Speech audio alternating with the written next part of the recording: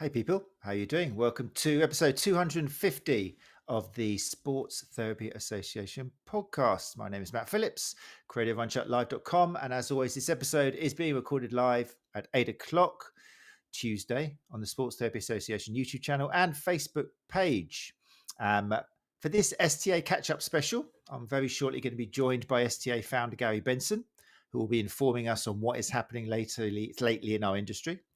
What part the STA is playing in that, and how we can provide you with support throughout the year. It's going to be of interest to not just STA members, of course, but all soft tissue therapists looking for guidance and support. So if you're listening to the podcast, then sit back and hopefully there's lots of information that is of interest to you. If you've got any questions, as always, when listening to the podcast, then you can either go along to the YouTube channel where this is recorded live and add some comments there, or you can email me, matt@thesta.co.uk. And you can always consider to join us live on a Tuesday at 8 o'clock on either Facebook or the YouTube channel. If you do join us live, then you're able to ask questions, like I say, to the guests, and I can bring your comments up onto the screen. Like Angela L. Thompson is in the house now as we speak, saying hi all. Cecily Hislop has just entered the studio, saying evening all. Well, I was listening to Hobo Humpin's Slowbo Babe, but this is the better option. Fantastic. I'm pleased about that. Nice background, says Cecily. Thank you very much. Yeah, we are using new upgraded software now because of a few problems we had a month ago or so. So yeah, we're glad to say that all those problems, touch wood, are now in the past. Right then, so like I say, very shortly, STA Catch Up. Before we do that, I just must say thank you to, basically both panels who have given us such an interesting couple of episodes about Facebook groups, and are they helpful or hateful was the title. The last episode we had part 2, which was basically some more experienced therapists talking about their reaction to a whole load of very nasty experiences shared by younger therapists who have gone to Facebook groups, essentially looking for help and finding, not always, but quite often, comments that for them personally didn't really help at all. Sometimes it was like, you've got to change the narrative. And they were like, we don't know what you mean by that. And be more evidence informed. And they're like, we never learned that. And sometimes just downright rude. And also, as always on social media, there's often problems. Sometimes it's just downright nasty, like therapists going to their business page and leaving loads of comments saying what you're talking about on your website is rubbish. It's rubbish, and you're conning your clients. So basically, it was a really good couple of episodes, and I thank both panels for their insights, sharing their experiences, and hopefully in the last episode, we managed to come up with potentially a few solutions. I'm sure we'll be dipping into it a little bit tonight as well, because Gary Benson, founder of the STA, was on the panel. But thank you most of all, like I say, to both panels and the therapists who gave up their time, as always, to come on and listen and reflect and think and offer advice where appropriate. So yeah, thank you very much. Available as always on the YouTube channel if you want to watch the video, or on your favorite preferred podcast app. If you just look for the Sports Therapy Association podcast, we will be there, along with another 249 episodes for you to get through. So think about that when you're thinking, where can I get some CPD? There's 249 hours of you to start with. Right then, we're going to go straight into the catch up then for tonight. As advertised, it's not just for STA members. We'll be talking about the STA quite a lot, but hopefully it'll provide some insight for you into why maybe you would consider joining the STA, or just indeed a professional association if you're not part of one already. So to kick that off, what I will do now is invite up the guest for tonight, who is Gary Benson, founder of the STA, and we will crack on with tonight's episode. Hey, Gary, how are you doing? Yeah, fine, thanks, Matt. Hi, everybody. As always, people who have joined us live, if you've got any questions in the comments, then feel free to leave them. This is, above all, this is an episode where if you have got any worries or concerns and you're interested about where to go for help, or if the STA can help you at all, then this is where you can leave your questions. So do please remember that. Gary, just following on from the last 2 episodes I was mentioning, you were part of the panel, but I was interested in some of the experiences we all talked about last week. Some experiences were horrible. I'd like to say it's the exception to the rule, but there's definitely a problem with Facebook groups when people are going on there and sharing stuff in the public domain. And sometimes the responses are not helpful at all. Did it make you kind of reflect on what the STA does, or why you set it up, and what we could potentially do in the future to help? Well, I think if we look at why the STA is here, I've spent 18 years representing members and therapists in this industry in various roles within the industry at the GCMT. One example, a profession-specific board advisors, the Complementary Natural Healthcare Council, advisors to other associations who were more general therapy rather than sport-specific. And it always seemed to me that it was a business model, and what I wanted was a support model. So the support was first and foremost, rather than the membership fee. But what I wanted to do was to create a safe space for anybody to be able to ask anything without fear of judgment. I wanted everybody to have a sense of belonging to, and if I'm honest, I wanted to be a small club for people who didn't want to be in a big club. We have become a big club now, but I hope the small club mentality still follows us, on our journey, because we're on our journey as much as therapists are on theirs. But, I was really proud of what the STA team have achieved in creating that safe space, to providing the resources with our fortnightly coffee evening chats, our fortnightly accountability sessions, obviously your weekly web chats and podcasts, the Women in Sports Therapy group, who are just primarily concerned with creating women's specific resources.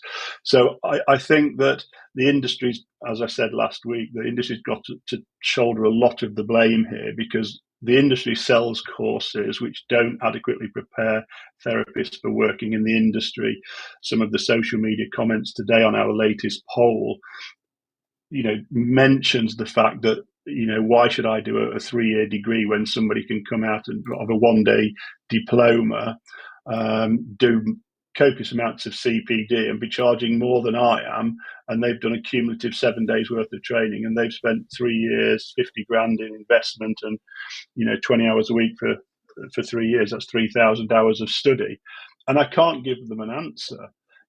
I think that the lead councils in our industry have to stand up and be counted and say, look, this is not acceptable. We don't accept these courses. I publicise on my website the minimum criteria which they must meet. I've had 2 conversations today with people who've done a course which has been sold to them in good faith. They've done in good faith. The tutors have taught them in good faith, but it doesn't meet our standard. I've explained that there might be other options for them. They might be able to go somewhere else, but they can get their insurance to practice independently without being a member.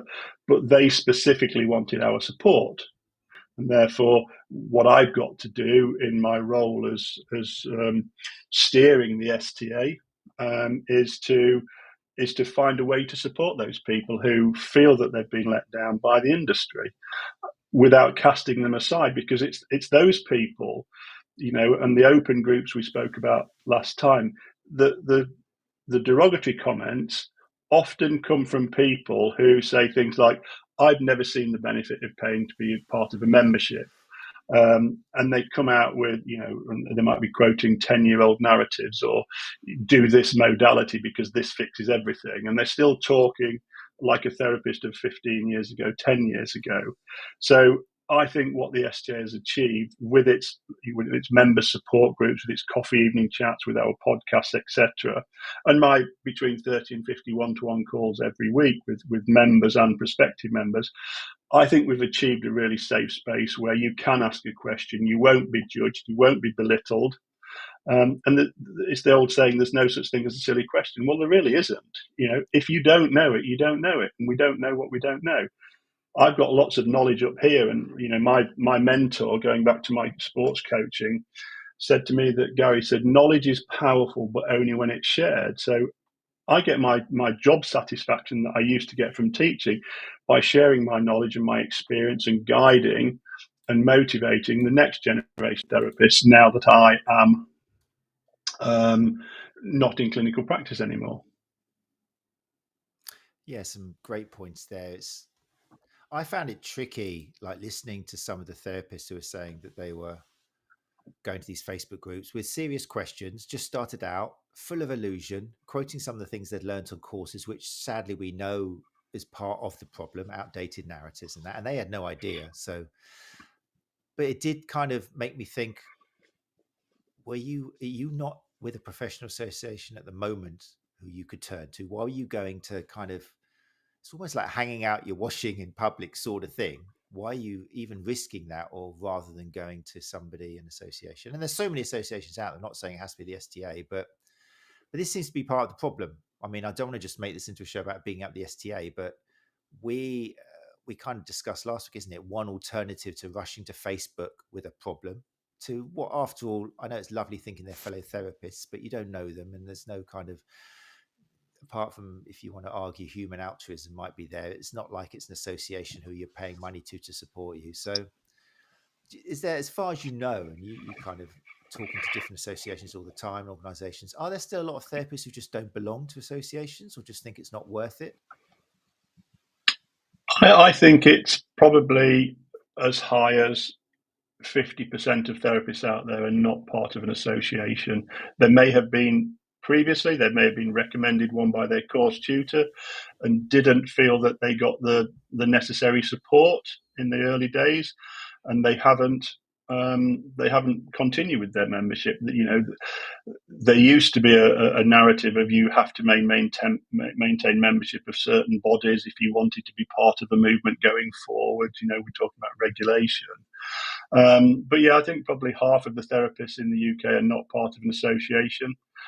Unfortunately, you know, if we look at the statistics, and these were taken, you know, several years ago, 75% of people who qualify in this industry, in sports massage, in soft tissue therapy, in sports therapy, in sports rehab, are not working in the industry after 3 years. So fundamentally, what is wrong?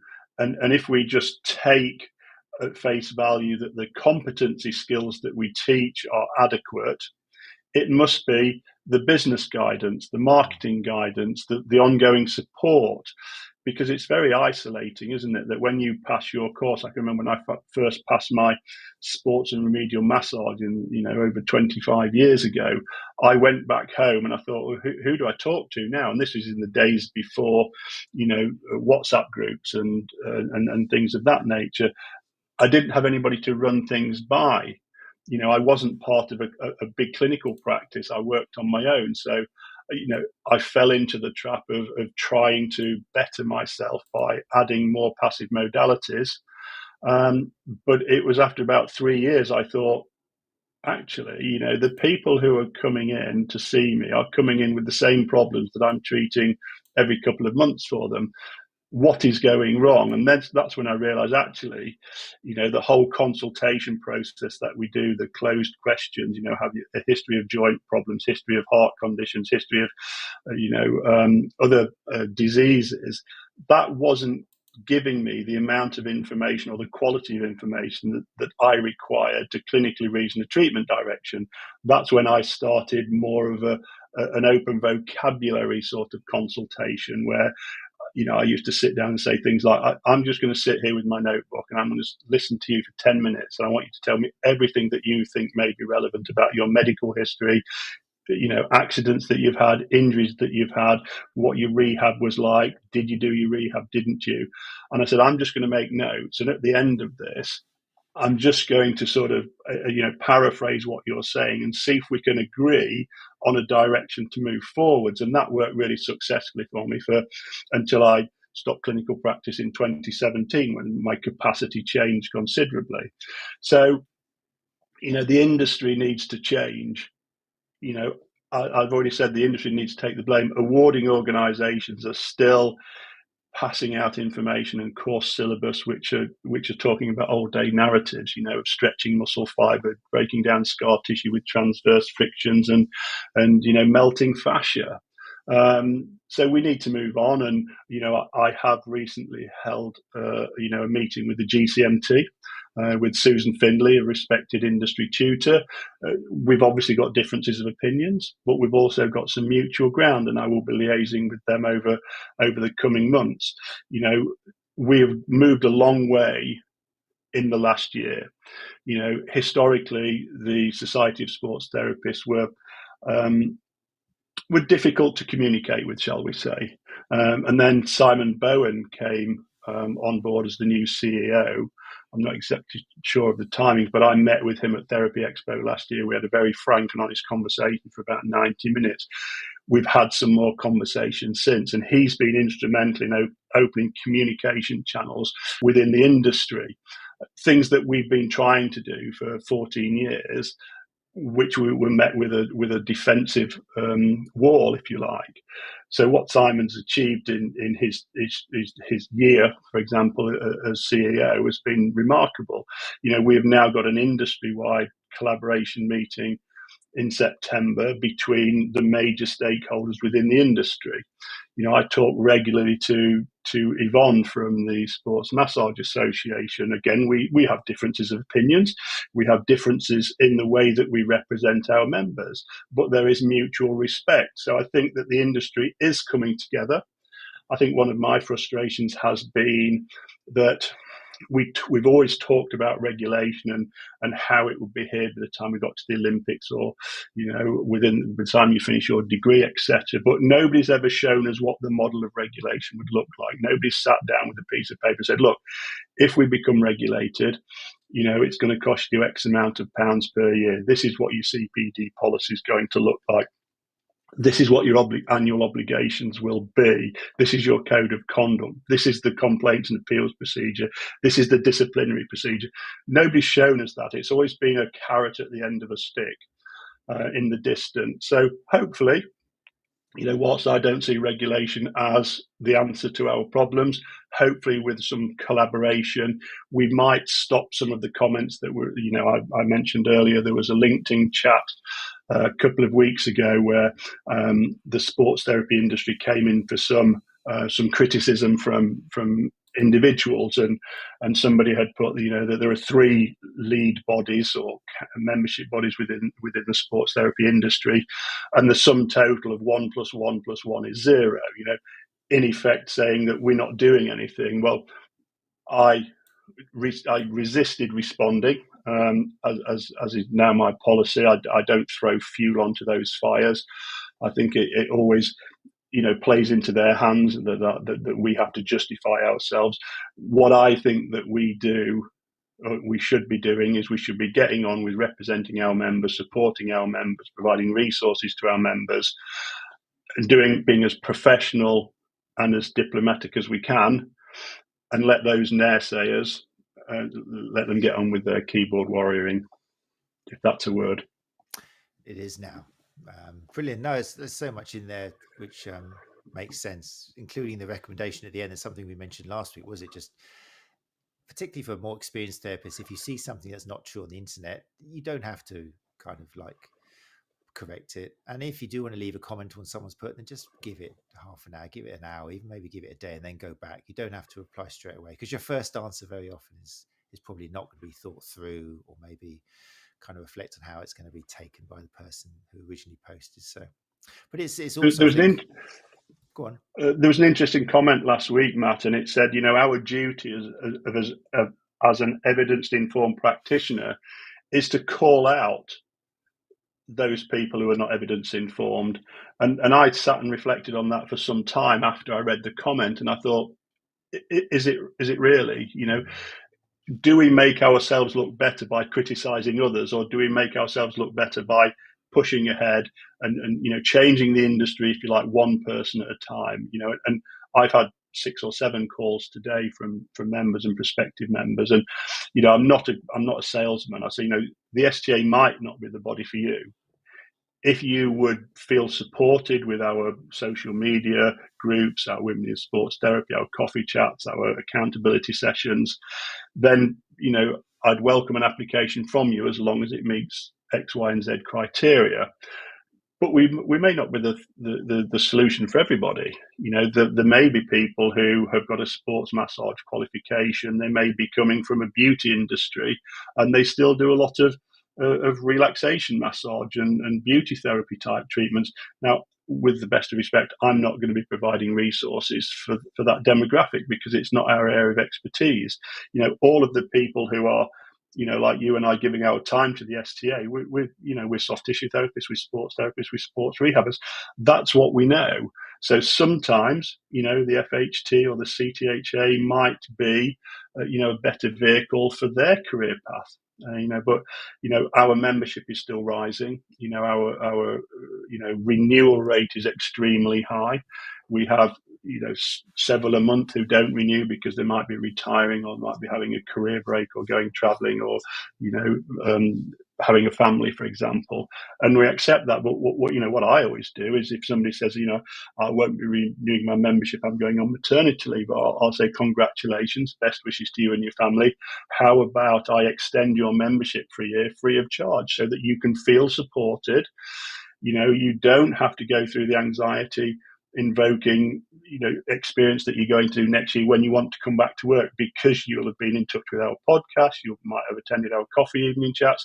Even if you just ring me up and have a rant about how many sleepless nights you've got, I've been there myself. We had 5 kids under 5, or 5 and under, so it was difficult. I can empathize, I can sympathize, but most of all, I can support you. Great stuff. And I should reiterate, I need to kind of remind people, because it's always a source of a bit of a shock, that an annual membership is £75. That's a 7 followed by a 5, which I think you'll find is pretty competitive as well. So even, like you say, you could get a free membership for a year, but even if you kept it going, it's £75. So yeah, if I may correct you there, Matt. Oh, sorry. It is £75, but if you're on a recurring membership, it's £60. Yeah. And even if you're on a single year practitioner membership, then we will email you 30 days, 20 days, and 2 days before your expiry, and we will extend a renewal invitation at the discounted price of £60. The only one that remains at £75 is our associate membership, which is suitable for those with a level 3 issued after 2014, because they require additional support in identifying progression routes. So that will stay at £75, and we have got a policy of trying to encourage our level 3 therapists, and whilst that's an extremely valuable contribution to a clinical practice, if they want to work more autonomously and not be directed or referred down, somebody mentioned the other day to me that they felt they'd become the rub down boy, which I felt sad, because the person's got far more skills than that. But yeah, we are trying to encourage our members to meet the minimum level 4 criteria, because the qualification framework changed in March 2024 when the YMCA issued a level 4 sports massage qualification, which combines some of the learning from level 3 and 4 and became entry level to what we class as the remedial industry. Interesting. Yeah. So, I mean, and the reason the price is low is because, I mean, this is a non-profit association. It's all about everything that is picked up is put back into providing support. And so much that we do is free for that reason. We're not trying to make a profit out of it, which I think probably for therapists is what you need, basically.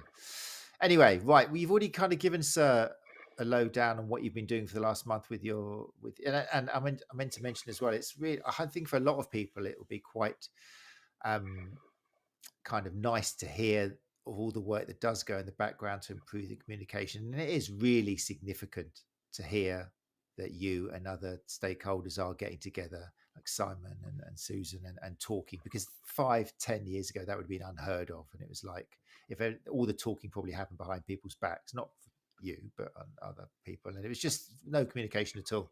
So it's the kind of stuff which therapists don't hear about, but there's an awful lot which the STA is involved in trying to help all therapists move forwards and all stakeholders get together and find things which we share rather than just things which are different between us. So it should hopefully boost your confidence a little bit, people who are worried and thinking, oh, there's never going to be any regulation because no one's talking to each other, or it's not the case at all. We are very much talking and helping us move forward. So that's cool. I think what I've learned, Matt, over this journey with the STA is that, when we first started, we were heavily criticised openly for adding to the political confusion within the industry. And I was somewhat naive and defended myself robustly about the reasons for that. In hindsight, I wouldn't have responded. I think what the STA has now earned is wider respect from the industry. The fact that we we are very respectful of the other associations out there.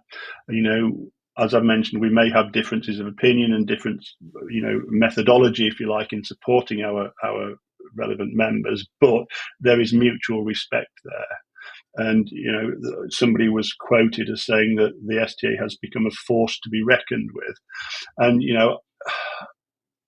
I'm uncomfortable with, I'm typically English, I'm uncomfortable with praise. But it's refreshing to know that people's opinions of us have changed because we've been so supportive of our members. And that's all we're doing. We're publicly supporting our members. We're putting a message out there that, if you want to join us, it's a safe space. You'll never be judged. You have a sense of belonging, which sort of segues on nicely, I think, to what we're trying to do with our regional conferences. And you mentioned at the start of this presentation about the one we've got in September down at the, in collaboration with the ST School and Anna Maria Mazzieri. Now, what we're doing there is much like we did at the one that we had on the South Coast with Alex Moore. We're trying to take the focus away from the person who's delivering the talk, and we're trying to have the presentations more led by the audience members. So it's about what they want to take away from it, rather than seeing ourselves as some kind of guru at the front of the room, preaching to the masses. We're actually negotiating, and we're adapting our presentations and our talks to meet their needs. So it is about how important the therapist is, not how important the person at the front of the room is. And with our regional conferences, and we are negotiating with 5 more within the next 12 to 18 months. Then hopefully, we will get more people on board. We want to be engaging with more local education establishments and more universities. I don't think it's the job of a professional association to formally accredit courses. I think there are external bodies who can do that, can check policies and procedures. We do support some really good trainers out there. Hopefully I'm going to, at the end of the reflection series, and then you've got your series of 4 planned, I hope to invite some forward-thinking training providers to come on and explain why they've moved away from the regulated qualification framework delivery model, why they are doing a sort of, I can't think of a better phrase than an in-house award or qualification that has been externally checked for its quality of delivery and teaching resources, etc., its quality of assessment, staff qualifications, etc. But I think it's a conflict of interest. If anybody who leads or steers a professional association is then in a position of responsibility, either as a council member, in a position of authority, if they are in any way involved in training provision and professional associations. The two have quite separate roles. And I think that, if we look at the government white papers issued in 2010, Enabling Excellence, and we look at the Reforming Regulation government white paper in 2017, they all spoke about the move away from statutory regulation. Sports therapy was taken off the aspirant list in 2014. So anything 2014 to this date, anything talking about regulation, we're not even on the aspirant list anymore. So, I think that, moving forwards, there's got to be a better system, and that's what my talk will be in the conference in September. But, there are conflicts of interest. Both government white papers said professional associations need to be more robust in the assessing of evidence, quality of evidence when people are applying, at policing, having robust codes of conduct and professionalism, and having a robust complaints and appeals procedure. Now that's what we've done. All that's on my website. Anybody can go and have a look at that. So we're doing what we think is right for a professional association. We're not getting involved in training. We're not getting involved in leading councils, and I wouldn't mind being a collaborator. but I'm not going to be dictating what others do. I'm concentrating really on how the STA team can better resource and better support our existing and prospective members. Definitely great information. I'm noticing loads of people are joining tonight, so obviously people have got questions. If you're joining us live, then do feel free to put any questions in the comments regarding what you feel the support you need. If you've got any questions about the STA, if you have got any suggestions about ways of supporting you that aren't happening, which could be there. So yeah, do feel free to use the comments, people who have joined us live. And if you listen to the podcast and you've got questions, like I say, email matt@thesta.co.uk or go to YouTube and leave some comments in there. You mentioned the conference that is indeed happening in the STA Southwest Conference, September the 20th and 21st, which is a Saturday and Sunday, which we thought was nice, just to provide alternatives to kind of other conferences in midweek. It gives you a chance, particularly if you're in the area, to come along. If you can travel, then great, but there will be other regional conferences planned, as Gary has said. This conference is going to be a special one. It's going to be huge to start off. We're looking at 100, 150, maybe 200 people because it's an association with the ST School Hands-on Hub. And fortunately, again, because of the speakers we've got coming along are testimony to our place in the industry now, thanks to our involvement with Therapy Expo and other big conferences. We've got people like Dr. 𝐤𝐻𝐻𝐻 coming along to present. Michelle Lyons is going to be there, Serena Simmons, James Earls, Siobhan O'Donnell, Andy Hosgood, and others. There's going to be some quality presentations. But like Gary said, this conference in particular is a little bit experimental in the way, but it's to try and turn the mirror around, to turn the lens around, to focus on the actual people watching it, as opposed to traditional, you sit there like kind of quiet sheep listening to a guru at the front and then try and write some things down and then get back to clinic on Monday thinking, oh my God, that was so much information. So it is going to be around actual, literally round tables, not metaphorically speaking, round tables with pens and pads and activities and things. And all the presentations, pretty much all of them, are going to be geared towards involving you, the attendee, the delegate, to get involved and really complete that learning curve. The day 2 Sunday, the last section of it's only half a day on Sunday, but the last 2 hours are going to be devoted, led by Andy Hosgood, who I was chatting to today, are going to be about reflection. How is what you've heard in the last day and a half going to actually help your practice? How is it going to make a difference? What do you as a therapist maybe need to change and work on, as opposed to the person sitting next to you? Because everyone's got different skills and different needs. So and hopefully that's going to pave the way for a really healthy educational conference.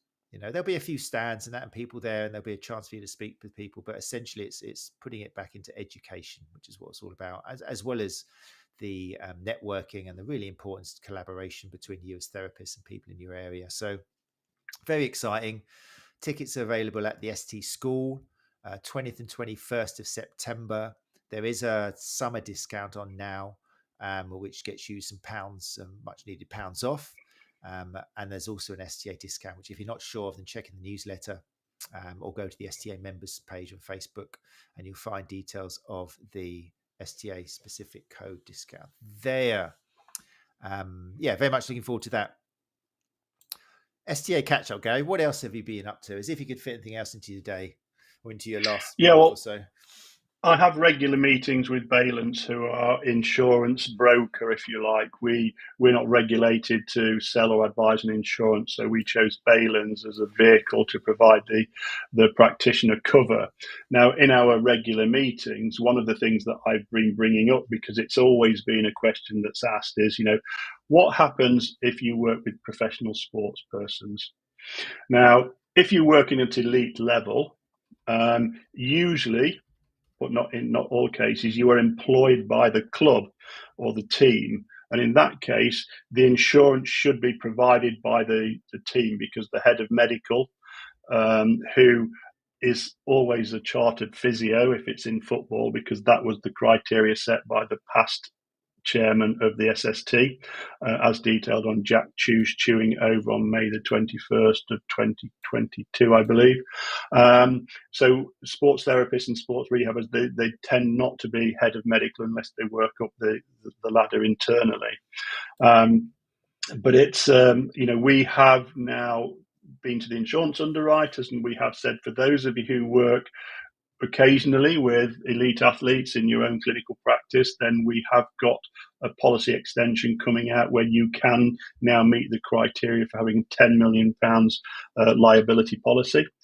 The wording of that will come out in the next 4 to 6 weeks, I assume. It will be an update on our policy, and I will make that PDF available in the file section of our Facebook group and on our website. So that's one thing. Another thing I've been doing is I've been having conversations with stakeholders about scope of practice. And that's come really as a result of some conversations we've had over the past 3 or 4 months, where we've got people who have been doing entry-level level 3 courses, mainly run by fitness industry training providers. They're usually short courses, and they have then been sold by the same training provider copious amounts of CPD for passive interventions. I've already spoke at length about how adding passive intervention doesn't make you more appealing to a wider audience. It just gives you more tools to do the same thing of modulating pain. But one of the things that has been apparent is that there are CPD providers out there. I'm not going to name them until I've spoken to the STA legal team, who are selling courses and accepting people onto courses with a level 3, with very limited A&P knowledge, very limited clinical experience, and they're doing things like shockwave and needling interventions, medical acupuncture and dry needling. And that's clearly outside of the scope of practice. So just for clarification, STA membership categories are based on your level of qualification. So if you're a level 3 therapist and you are what we class as our associate level members, then your scope of practice, it will say on your certificate, you have achieved a level 3 qualification in sports massage. And your scope of practice is pre, post, intra-event massage and maintenance massage. And any CPD that you pursue should not have a remedial intention. That's clear. It's on your membership certificate so that people are in no doubt. If you have a level 4 soft tissue therapy, then that is the sort of autonomous practitioner level. You can pursue CPD with remedial intent.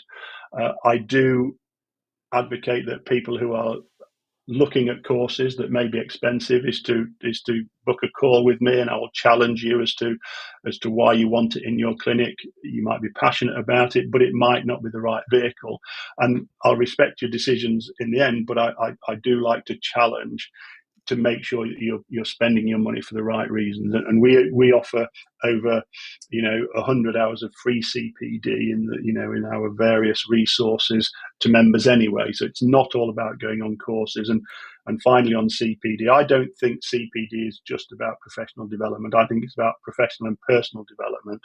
So when we get I've read some really good reflective practice CPD Excel spreadsheets over the past few weeks, where there's a lot of personal reflection about, I think it was Tim Grigg had said, the things that we were taught, however many years ago, and we think, well, did we waste our time? Did we waste our money? And if you remember the conversations we had with Walt Fritz, who mentioned he was embarrassed by what he used to teach, and Susan Finley and I have had a conversation about that as well. And my view on that is we shouldn't be embarrassed, because what we taught at that time was of its time. It's only the fact now that we've got better researchers out there. We've got more research happening. Some of it's poor quality, but every bit of research says at the end of it, more research is required.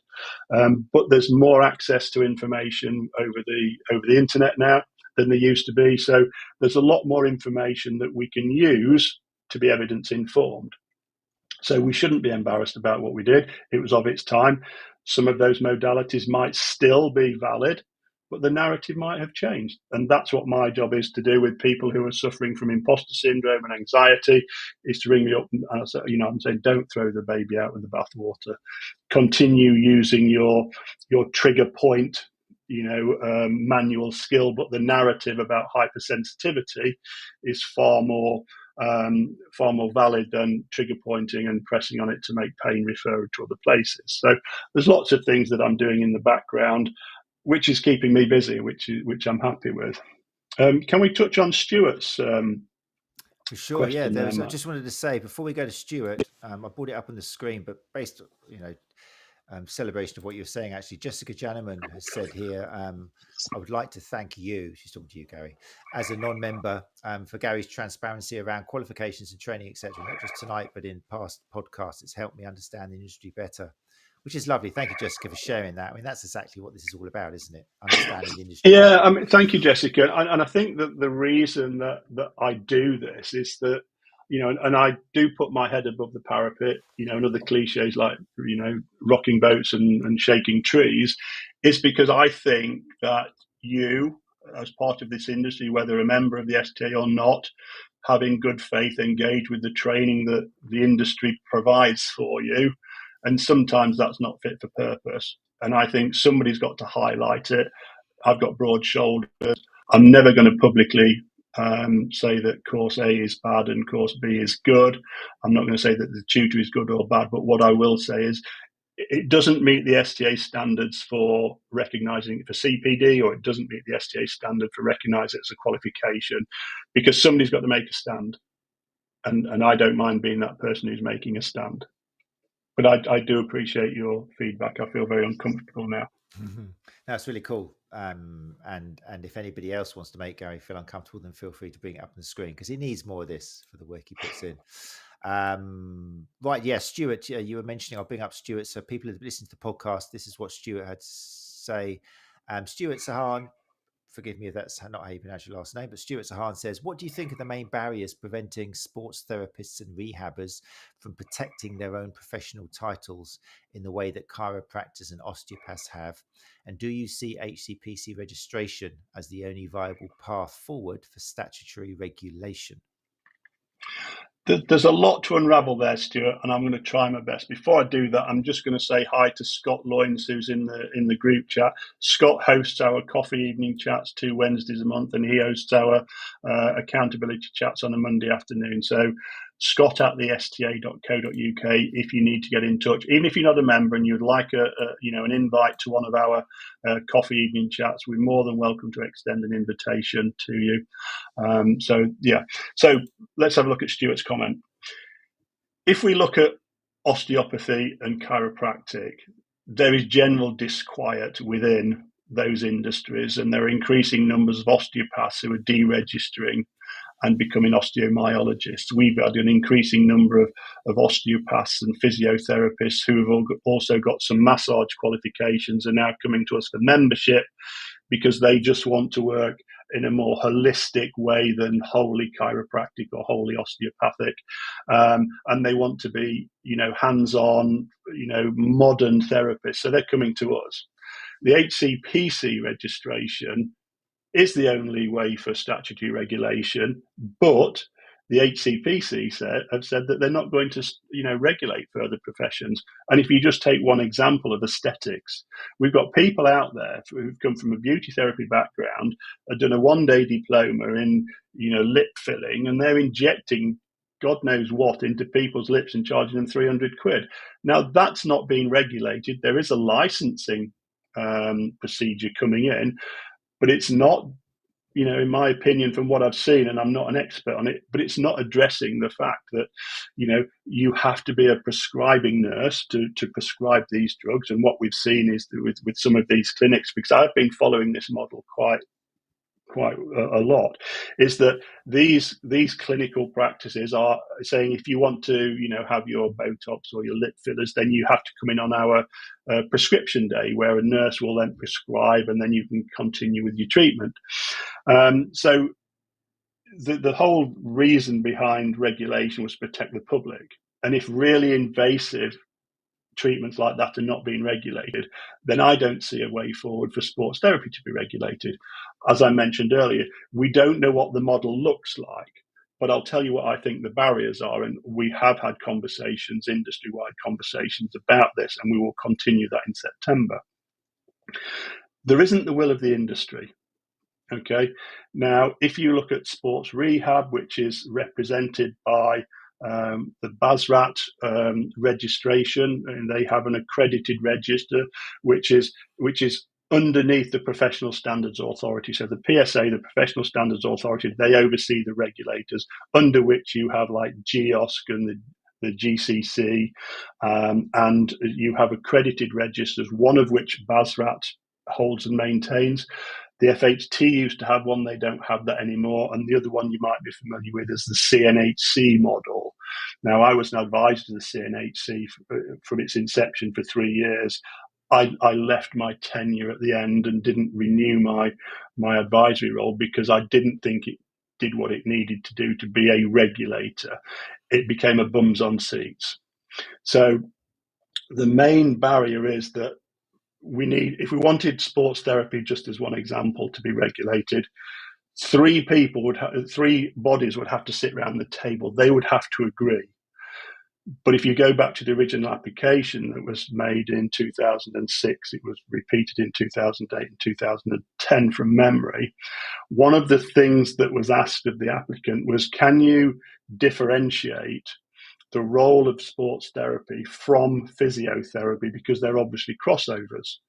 Now, that exercise was never completed, so that the application was never going to go further, even though it was recommended 3 times on 3 separate occasions to the Secretary of State for Health, I assume, for regulation. It never happened because the applicant issued statements such as, we prefer to maintain our elite status, and they didn't consult with BASRAT at that time, the sports rehabilitators.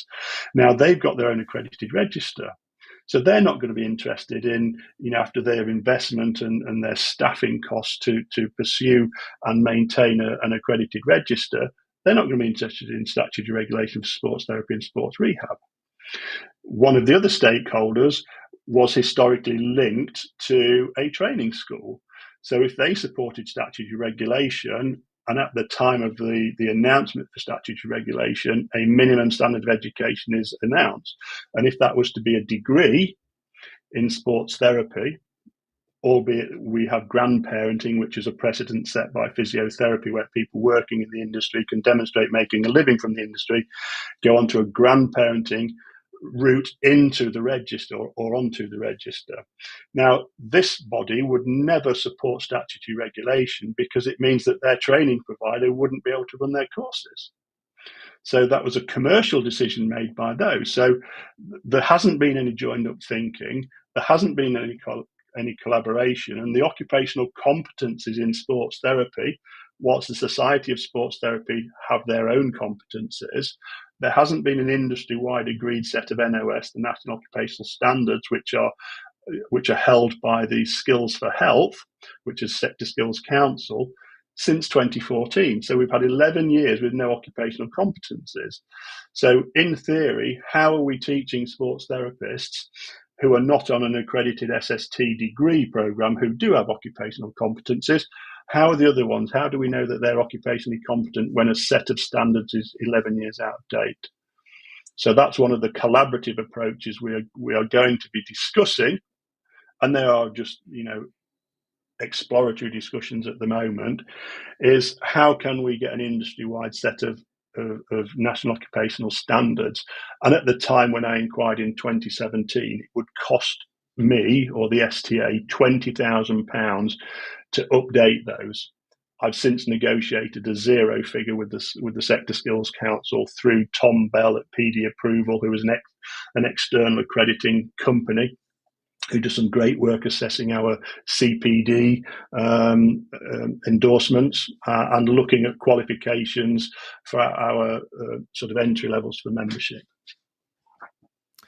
Whole load of information there. Great question, Stuart. It is something which so many people ask and so many people see. Regulation is the answer to all of our problems, and it's not that black and white question or answer. It's very. Can I expand on it a bit then, Matt? If we look at physios and the HCPC model, if the numbers are to be believed, then there are 65,000 registered physios, each of those paying £464 or thereabouts every 2 years.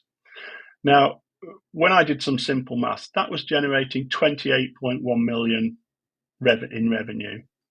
Now, if we compare that to sports therapy, sports rehab as a total industry-wide, let's just say that BASRAP may have 2,000 registrants. They don't have members; they have registrants. Let's say the SST have 5,000 because they're the biggest and the longest serving, if you like, of industry representatives.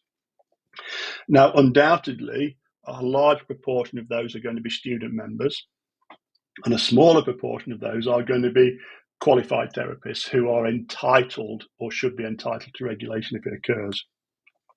Then we've got the STA. Now, we have circa 1,500 members, of which probably 2/3 of those are graduate members. The rest is made up of really, highly experienced soft tissue therapists and people who are entering their industry at the start of their journey. And then if you look at the sports therapy organisation, they have several hundred, right? So we're talking about 2,000, 1,000, and 500. We're talking about 5,500 sports therapists who are part of an a membership body, because we don't have any lead bodies, despite what some websites say. Now, 5,000 people, how are we going to afford the cost of regulation at £464 every 2 years? So that increases our membership fees exponentially. There are other obligations with regards to our CPD obligations and our policies and procedures. But who is going to be the body that oversees that? Because it won't be the SST, it won't be the STA, and it won't be the STO, and it won't be BASRAP. I'm going to discount BASRAP because I think they're pursuing the sports rehab with their international recognition programs, and I think they're on a different path to us. So that brings us down to 3,500. How are 3,500 people going to be able to afford statutory regulation? I don't know what the answer is, but I know what the answer isn't. The answer isn't regulation under its the current model, and the answer isn't licensing, because again, if there's some licensing, you're going to have 3 or 4 bodies around a table. They've got to agree. There are talk of sports massage being licensed. Yvonne Blake gave a talk at Therapy Expo last year about it. Now, that's even wider. We're going to have, and I'll just name a few: STA, STO, SMA, CTHA, FHT, MTI, and all of the other acronyms who might have sports massage therapists and soft tissue therapists in their membership fold. They're going to have to sit around a table and agree the criteria, which in however long the GCMT has been running hasn't been achieved. So I don't know what the answer is, but I know what it isn't. Yeah, we did do an episode 208 where we sat around and talked about that. It wasn't with all the people we'd have liked to have been there, but maybe that's something we can do in the future. But it's a good topic, and I'd recommend. That last 15 minutes has summed it up wonderfully about the problems and the barriers to it. But also, episode 208 covers a lot of that and a little bit more. So, for anyone interested in that, which seems to be a lot of people, because I can see how many people join and leave the podcast as it's live, and it's stayed on this figure for a long time now. So, it's obviously a topic which you're all interested in. So, yeah, again, if you've got any questions on that topic or any reflections, then put it on YouTube comments. Would be great to keep the conversation going, and it's things which we can address either in another podcast series, or if you want to call back in the chat, then let us know as well, and we might be able to sort that out. We've got a comment here from Chaz Allen, which I'm going to read out. I'll put it up on the screen for those of you who like. While you're doing that, Matt, can I introduce Chaz, please? Oh, go for it. Yeah, Chaz is one of our members, and I've had some really, really good, honest conversations with Chaz. Now, Chaz works in as he says there, he worked in a centre that was getting referrals from the NHS and working within that sort of environment. And some of the difficulties that he came across and overcame are really the same things as what we've got to overcome as well. He did it on a very local level, and hats off to him for achieving that. It might be a bit, longer-winded for us to achieve it on a national level, but yeah, he's a very knowledgeable chap. Oh, there you go. And thanks, Chaz, for your comment. I'll summarize it, but basically 2009 to 2014, Chaz says, I managed to get IBA biomechanics and sport therapy into the treatment pathways for numerous conditions, but it often proved to disrupt the status quo so much. It was first welcomed, but then hit a wall of resistance. To achieve this, I had to align the two subjects. Rachel Franz, Mark Jones, and Phil Horton were all involved in the trials. It's such a tough job to adjust the goalpost nationally. However, Gary, what you're saying is so true and accurate. I even have a CIC now with a contract with local cancer and ICB network. However, we may be able to use biomechanics, but they will only allow trigger point therapy from sports therapy model. Great points regarding costs and CPD. Great discussion. Thanks, Chaz. And thanks for sharing your experiences. Matt, I think what would be useful is, and I have got an idea for upcoming sort of episodes, and I want to speak about regional champions. We at the moment we have regional representatives who some are more active than others, but we will be looking to remodel the service. And what we're looking for is regional champions who are willing to be advocates for the STA to if you like, to push our story, push our MO forward. Now, Chaz would be great to have on as a guest, but also Charmaine Ho, if you're listening to this, who's one of our members, she's just won an award for launching within a GP surgery a sports therapy practice, which has proven to be more effective than the old model of MSK referrals that was there, and that was and I'm not being disrespectful, but that was a physiocentric model. So I'd like to invite these champions of sports therapy, if you like, to share their ideas, because it may give somebody the impetus to do something similar. So watch this space, and Chaz, I cordially invite you at a time in the future to come and share your story with a wider audience. That's great. Yeah, definitely. If anybody is interested in that, then email Matt at @sta.co.uk, and we could start that series off even like once a month or something. Champions of the sports therapy industry. That'd be really cool. That would be kind of post our conference, late September, early October. Marvelous. Wonderful. Right. Well, look, it's somehow already 8:58.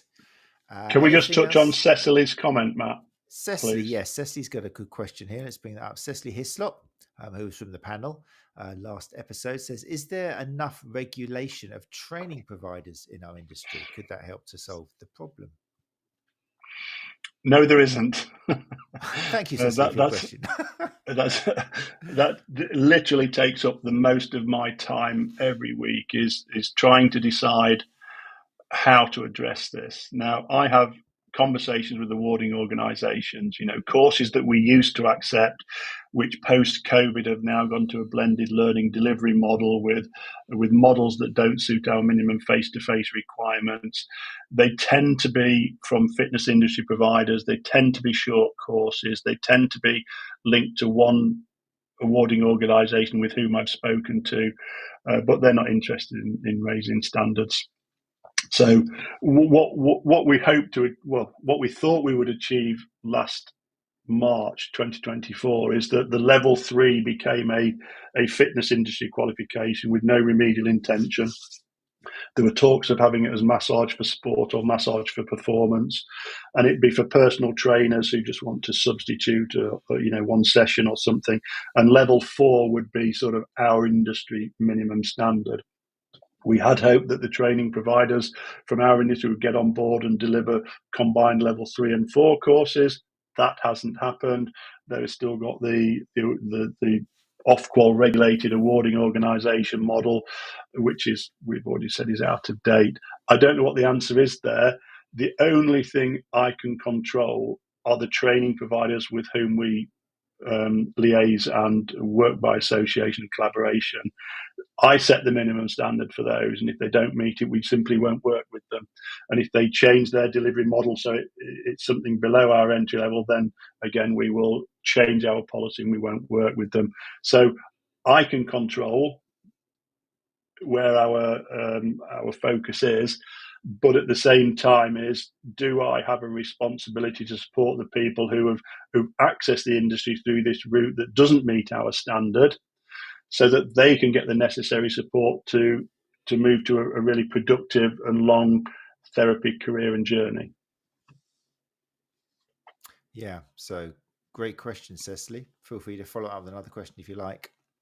But again, this is where, like Gary says, he can control, what the feedback we give when members approach us. But in theory, that's what all professional associations should be doing, which is why it's so tricky if a press association does also sell their own courses, because how are you going to get unbiased advice? Unless, of course, all of those courses are, wonderful and externally kind of verified and checked, which often isn't the case. So it's a tricky question, but a good one.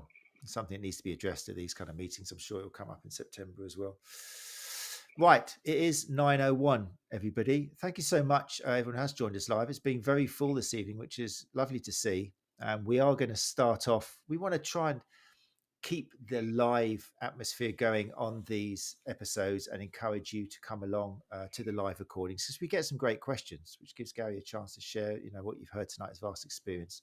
So as of after the break, which is we're going to be off the next 2 weeks, there will be an incentive for you. I know you guys love incentives, so there will be incentives for people who join live with giveaways and things, and all sorts of lovely opportunities for people who do join us live. So do try, if you're listening to the podcast, have your summer, enjoy your couple of weeks off, and then maybe when you come back, we're going to be back on, let me just have a check so I'll give you exactly the right date. We're going to be back on August the 19th with another reflection episode. Try and put it in your diary. Try and find out a way, unless you're still on holiday, but try and find a way to join us live. And let's get the podcast moving into that kind of collaboration live opportunity for learning and sharing and stuff. But we'll give you some incentives. On August the 19th, by the way, the reflecting guest is going to be Megan Jackson, who's the founder of Bodies by Merge, MERJ. And she's going to be reflecting on episode 224, which we had a month or so back. No, that was from January. It was social media. Do soft tissue therapists really need it? I've followed Megan for a while now, Bodies by Merge, and I just love what she's doing, because it's just a celebration of massage and the sensory experience and the benefits of it. And it's a very powerful business model she's got. She does a lot of Instagram work, and I would encourage you to have a little look. It might not be everyone's cup of tea, but it just kind of celebrates what massage can be in terms of changing sensory feedback to the brain and all the ways of doing it, and working with the person in front of you. So Megan's going to be on the show on August the 19th. So I encourage you to come along and listen to that. After that, we're going to have a little countdown towards the conference. So the next 4 episodes leading up to the September conference in Exmouth is going to be, who am I going to have along? We're going to have Michelle Lyons with Siobhan the Booby physio Donovan. They're going to come on together and talk about how they're going to be involved in the conference. We're going to have Anna Maria Mazzieri of the ST School, who's going to be giving an episode called Massage Therapists, What is Evidence-Based Practice?, which was something that came out of our Facebook group debates, where there's not a clear place to go to. What do we mean by evidence practice, and how evidence practice can massage therapists be? So that's going to be a great episode for you to listen to and find out how we're going to tackle that at the conference in September. Also, we're going to have James Earls is going to be coming along, talking about his involvement, and also we'll have Dr. Claire Minshall along as well, who'll be talking about her involvement from a strength and conditioning perspective for soft tissue therapists at the conference in September on the 20th and 21st. Like I say, if you are interested in the conference, then go along to the stschool.co.uk. There's a link to it on the main page, which will take you there. We've got photos of nearly all the speakers. The program is pretty much 90% filled out, so you can see what the content is going to be. We'll be adding in the next over the next few weeks details on each of the presentations as well. So all the information is there for you. And hopefully we'll see you there. There's also a social on the Saturday night, which is, again, such an important part of it. It's not just an excuse for piss up. It's also a chance for you just to kind of like build some bridges, get to know people in the area, just let some of those kind of natural tendencies to shield and not talk about our business down a little bit, and just share some of our common problems and concerns. So that'll be a lovely opportunity, which will then lend itself to us being more open and honest on the Sunday when we do some reflection practice. So Exmouth for that conference, the Southwest STA conference in collaboration with ST School and Hands On Hub. Right then, thank you so much, Gary, for giving up your time. Once again this week, that's 2 Tuesday evenings in a row that STA members have had no one to call. I'm sorry to drag Gary away from you all. That's why his phone's not answering. It's the only time. when he's on this actual podcast. Although I'm sure you managed to text a few replies whilst I was talking just then. But thanks so much, Gary, really. And thank you everyone who joined us live. It's really nice to see the figures high. Obviously, a lot of the information that we're putting out is important. So thank you for joining us. We do love to know how much of an impact the podcast has, which actually is reminding me that if you are interested in becoming an STA member, then we want to know if you heard it through the podcast. We want to know what is the best way of helping educate you, of helping support you. So if you do want to become an STA member and you'd like to benefit from an extra 3 months, then just use the code podcast25. So podcast25, and that'll give you an extra 3 months for an annual membership for just £75. And it just gives us a way of knowing to what extent the podcast helps get information out there to new people, which is why we do it, basically, and to look after current members as well, obviously, as well. As Gary mentioned earlier in the show, if you are a level 3 qualifying after 2014, then make sure you opt for associate member when you join up. Right, that's it. Thank you, everyone. Hopefully we will see some of you after the 2-week hiatus we're going to take off now. So that'll be on August the 19th. If you listen to the podcast, then thank you so much. Just one other thing, if you are listening to the podcast, then do please take some time now to subscribe on YouTube. That's really important. That helps us appear higher in the Google rankings and getting information out there. And also just leave us a rating or review. That really helps as well. Just get this information out there, which is one of the biggest challenges we face. Just letting the masses know about us. We haven't got kind of a media, well, we've got a few media personalities, but we can't reach the mass appeal that some celebrities endorsing Facebook posts manage to reach other people. We haven't got that. We depend on you, the listener, to get our good intentions and the good word of our guests out there. So you are ethically obliged now to go and leave a decent rating and review on your whatever podcast app you use, but particularly Apple Podcasts would be helpful. Right, thanks everyone, and hopefully see some of you in 3 weeks. Gary, with anything else to sign off? Would you like to say? Two things. First, Angela, just send STA Gary a DM and I'll put you in touch with Charmaine. And then the last thing, a bit of a spoiler alert, if you live in or around the Ludlow area, please don't make plans for the 14th of February. If you want to book a romantic weekend, could you do it on the 7th or the 21st, but not the 14th? Watch this space. Exciting, very exciting. Okay, what a cliffhanger. Thanks, everyone. Take care, and we'll speak to you soon. Bye-bye.